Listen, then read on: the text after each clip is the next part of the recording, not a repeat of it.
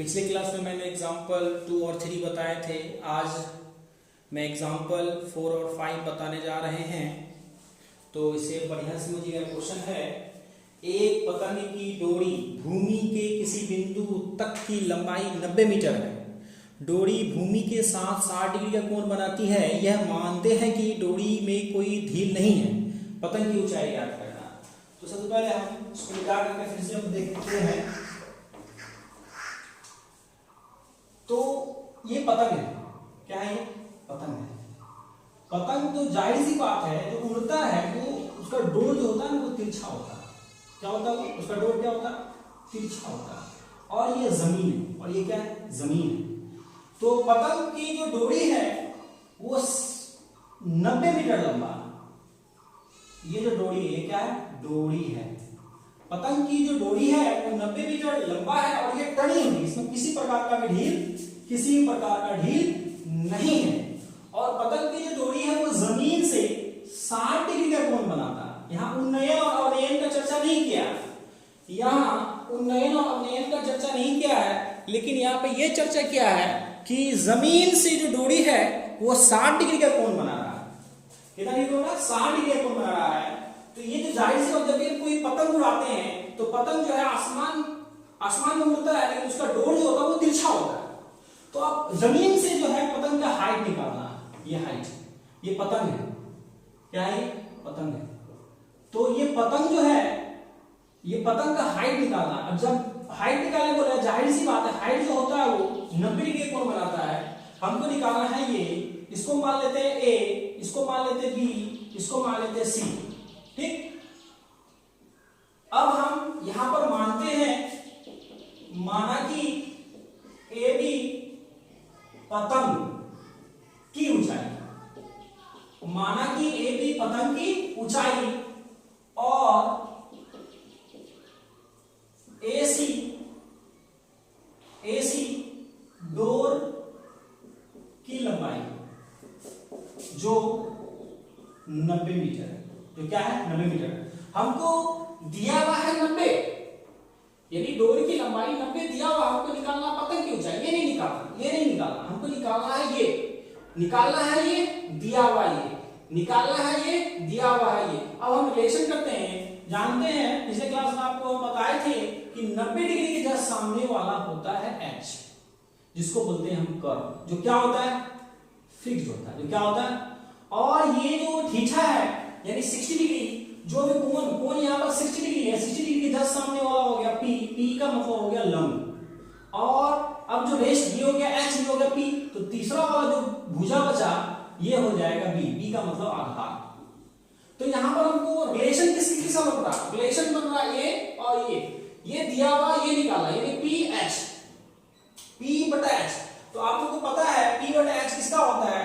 तो sine theta है 60 degree, P बटा H। तो जाहिर सी बात है P 60 डिग्री जैसा मतलब P का मतलब हो गया यहाँ पर AB और H का मतलब हो गया AC। तो साइन 60 डिग्री का वैल्यू होता है √3/2 इक्वल टू AB हमको निकालना है, जो कि पतंग की हाइट है और डोर की लंबाई दिया है 90। क्रॉस मल्टीप्लिकेशन किए, √3 को 90 से गुना किए और 2 को AB से गुना करेंगे। AB को 2 से गुना करेंगे तो 2AB हो जाएगा इक्वल टू 90 को √3 से गुना करेंगे तो 90 √3 हो जाएगा। ठीक। अब देख लीजिए, AB के साथ 2 गुना के रिलेशन में है, तो 2 को बराबर को साइड भेज देंगे तो AB बराबर हो जाएगा 90 √3/2। 2 का टेबल में 90 कट गया 45 बार में, यानी AB बराबर हो जाएगा 45 √3 मीटर। इसका मतलब यह हुआ पतंग की ऊंचाई जो है, पतंग की ऊंचाई जो है वो 45 √3 मीटर होगा।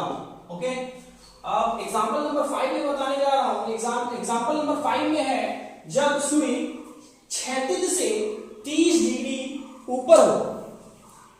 जब सूर्य क्षैतिज से 30 डिग्री ऊपर हो तो 50 मीटर ऊंचे किसी भवन द्वारा डाली गई परछाई की लंबाई ज्ञात करने बोल रहा है।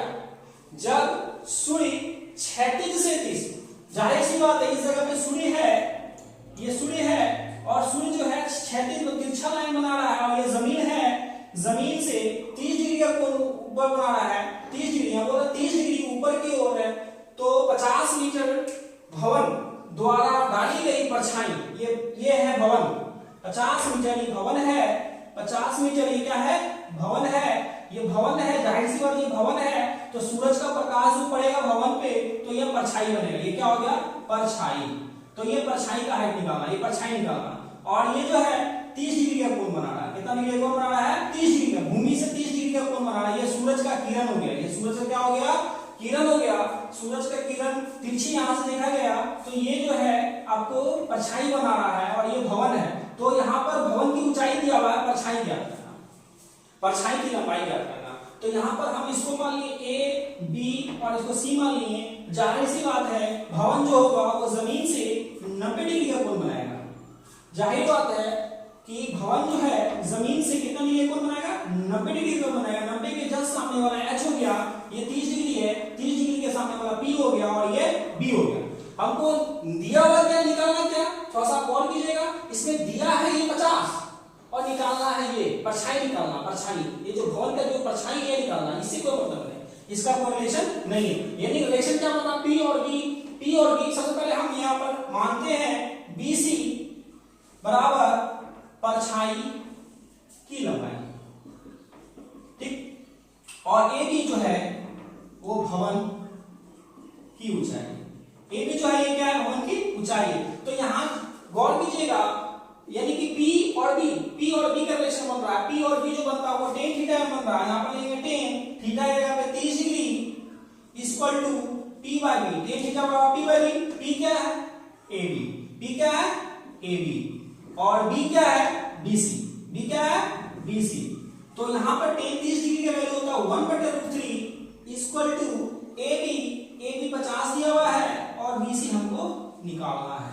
तो क्रॉस मल्टीप्लिकेशन किए, BC को 1 से गुणा करेंगे, BC को 1 से गुणा करेंगे तो BC हो जाएगा इक्वल टू 50 को √3 से गुणा करेंगे तो 50√3 मीटर। इसका मतलब ये हुआ भवन परछाई, भवन की परछाई, भवन की परछाई की लंबाई 50√3 मीटर होगा। ओके,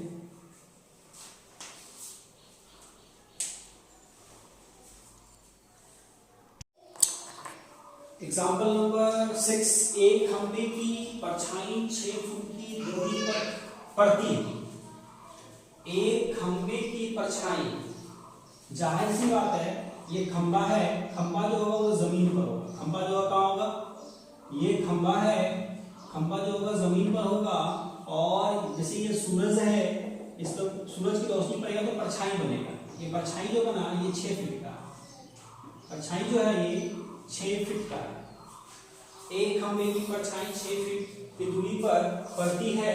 यदि खंभे की ऊंचाई 6, ये खंभा है, खंभा का ऊंचाई में दिया हुआ 6√3, ये खंभा है, खंभा, खंभे की ऊंचाई और ये परछाई है। खंभे की ऊंचाई 6√3 और सूरज से जो पड़ा खंभे पे रोशनी, इसमें परछाई बना, जो परछाई 6 फीट का बना है। तो बताना है सूर्य का उन्नयन कोण, ये जो उन्नयन कोण, ये सूरज है ना, ये सूरज का उन्नयन कोण, ये सूरज का उन्नयन कोण बताना है, सूरज का उन्नयन कोण बताना है। तो उन्नयन का मतलब ये, यानी थीटा, ये निकालना, थीटा बराबर। अब सबसे पहले हम ये आते हैं, ये जो खंभा होता है वो 90 डिग्री का कोण बनाता है, जो खंभा होता है वो 90 डिग्री का कोण बनाता है और 90 के जस्ट ऊपर वाला जो होता है वो h होता है और ये थीटा है, ये निकालना। उन्नयन का मतलब नीचे से ऊपर, जब हम किसी चीज को नीचे से ऊपर देखते हैं तो उन्नयन ये निकालना। तो थीटा है, थीटा के जस्ट सामने वाला ये हो गया p, ये h, तो ये क्या हो गया, ये क्या हो गया b हो गया। तो p और b, तो जाहिर से तो p और b किसमें होता है, यहाँ पर इसको मान लेते हैं खंभे की ऊंचाई को AB और BC है परछाई। तो सॉल्यूशन में देख लीजिए AB क्या है, AB बराबर खंभे की ऊंचाई, खंभे की ऊंचाई जो 6√3 मीटर है, BC बराबर खंबे की परछाई जो 6 फीट है। ये 6 फीट है। ये 6 क्या है? फीट है। तो अब हम को निकालना है ये उन्नयन कोण कितना मिलेगा। उन्नयन कोण सबसे पहले उन्नयन क्या है उसको देखने के लिए यहाँ P है और ये B है, दिया हुआ P भी दिया हुआ B भी दिया हुआ। P और B से पता चल जाएगा P और B होता है tan थीटा बराबर P बटा B होता है। tan थीटा बराबर P बटा B। तो हम यहाँ पर लेंगे tan और थीटा की जगह पे थीटा ही है। थीटा की जगह पे थीटा ही है और सूत्र होता है tan थीटा बराबर P बटा H। P है आपको AB और B है BC। तो tan थीटा की जगह कुछ है नहीं, थीटा की जगह थीटा ही रहेगा इक्वल टू AB की जगह पे 6√3 और BC की जगह पे 6 कट गया। तो यहाँ पर हो जाएगा tan थीटा बराबर √3। तो √3 tan में किसका वैल्यू होगा?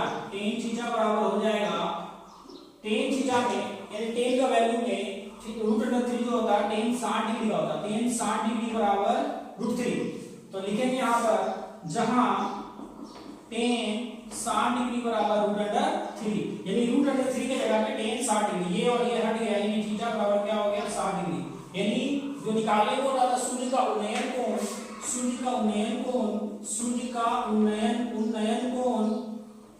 60 डिग्री होगा। सूर्य का उन्नयन कोण कितना डिग्री होगा? ओके। और ये लास्ट एग्जांपल था। इसके बाद जो मैं बताऊंगा वो चैप्टर नंबर 9 का हाइट एंड डिस्टेंस का 9 का 1 नंबर 2 नंबर मैथ आप बनाना चालू करूंगा। ठीक है, मेरे चैनल को सब्सक्राइब करना ना भूलिएगा और लाइक का बटन जरूर दबाइएगा। tan थीटा बराबर √3। तो tan थीटा बराबर √3 आया तो tan का ही वैल्यू में √3 जो होता है √3 tan का वैल्यू में 60 डिग्री होता है। तो √3 लिख देंगे इस जगह पे जहां tan 60 डिग्री बराबर √3 यानी √3 की जगह पे tan 60 डिग्री दे देंगे। √3 की जगह tan 60 डिग्री ये tan कट गया यानी थीटा बराबर हो गया 60 डिग्री। तो इस जगह पे इस प्रकार लिखते हैं सूर्य